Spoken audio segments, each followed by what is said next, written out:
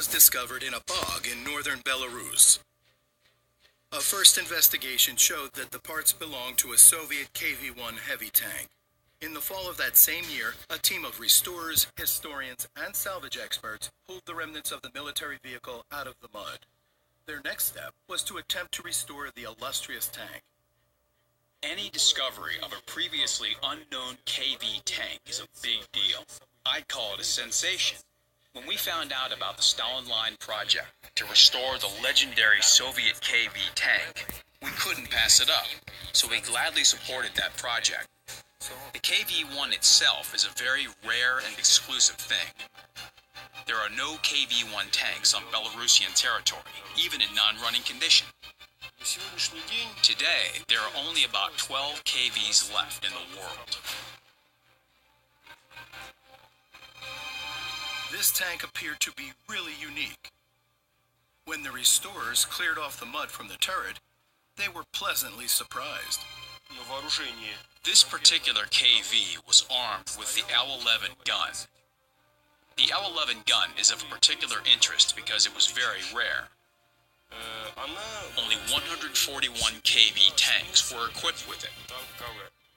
The serial number of the combat vehicle was readable. This was a great piece of luck for the historians.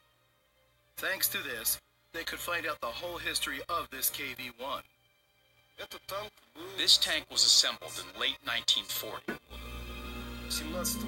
On December 17, 1940, this tank, as a part of a batch of 7 KV tanks, was sent to the 2nd Saratov Tank School for crew training.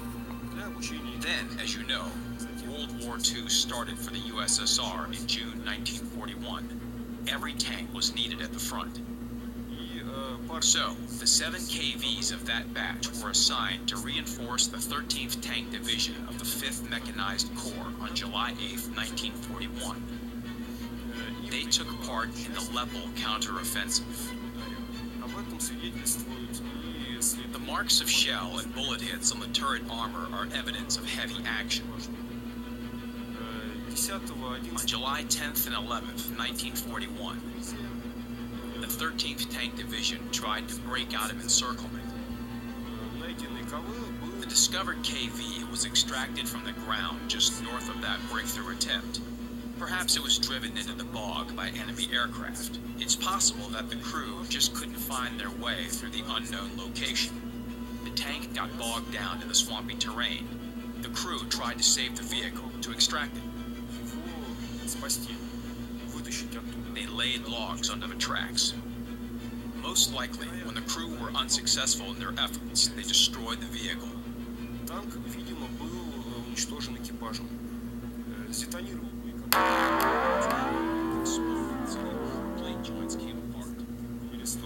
You can clearly see this on the recovered turret itself. Only the turret and part of the running gear remained. The hull never was discovered. An ISU-152 assault gun was taken as the basis for restoration. The restorers had to solve many unusual tasks to get it in running order. The KV and IS chassis are different. First of all, their running gears are different. Secondly, their width is not the same. So we had to cut off the whole upper part of the ISU-152. We cut off the fighting and engine compartments, leaving just the steel bathtub. But the front plate, the nose of the Kv1, it should be made at the same angle. 70 degrees for the front armor and 30 degrees for the driver's part of armor. But no matter how we tried to make the upper armor plate fit, we couldn't do it. So we had to cut off the front part completely, and it is 90 millimeters thick. Imagine what it was like to cut off those 90 millimeters of steel with an angle grinder. The diameter of the angle grinder disc is 230 millimeters, so it was a bit scary to do it. There are very many parts missing. Only the turret is more or less complete at the moment. For example, the hatch was given to us by colleagues in Russia. It's an original KV hatch. The same hull front hatch was used for the ISU-152, identical to the KV-1's one, so we used it as well. When we lack spare parts, we, of course, use the internet, but also books with photos and blueprints. Then you start calculating, measuring, and looking for the required materials.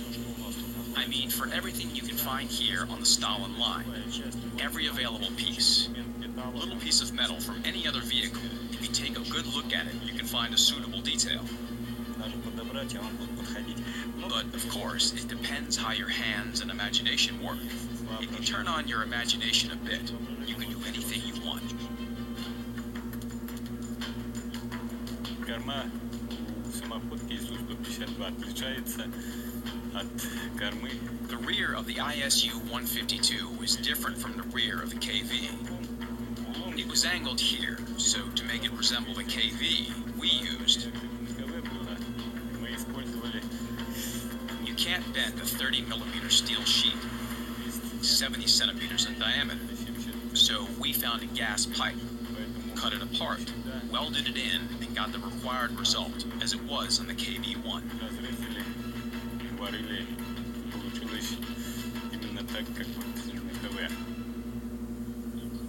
The restorers completely remade the running gear to make it resemble the Kv1 running gear.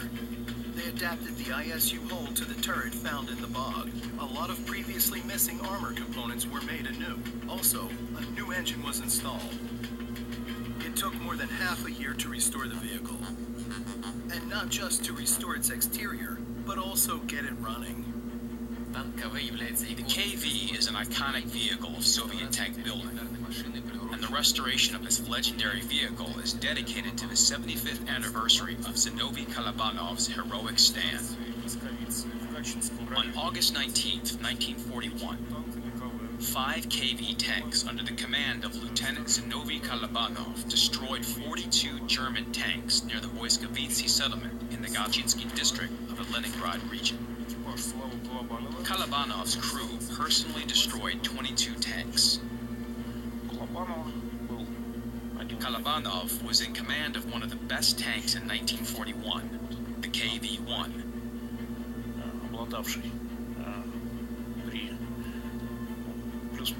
It had reasonable maneuverability, strong armor, and powerful armament.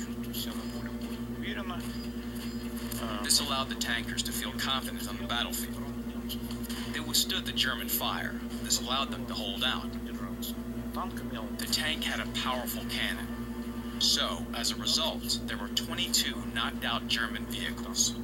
The KV tank and Zinovy Kalabanov's deed have found their reflection in the World of Tanks game. For example, the KV is one of the most popular tanks in the game community around the world. Kalabanov's medal is one of the most epic awards in World of Tanks. It's very hard to achieve. It's given to a player who stands alone against 5 or more enemy vehicles and wins. So, the in-game achievement really is modeled after Kalabanov's actual situation during the war. A total of just more than 3,000 Kliment Vladishrilov tanks were built. All these vehicles contributed greatly to the victory. The KV tank was a very menacing threat to the Germans at the beginning of the war. Its armor was essentially immune to German tank and anti-tank guns, except for the largest ones of the time, like the 8.8 cannon, the 88mm anti-aircraft gun.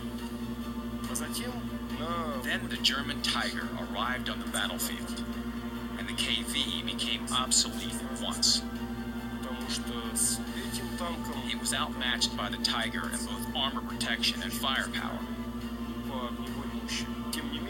Nevertheless, the KVs took part in combat until the end of the war. The last time the Kv1 tanks were used in large numbers was in 1944, during the Mannerheim Line breakthrough in Karelia, the same place where the KVs of the initial batch once had their first trial by fire.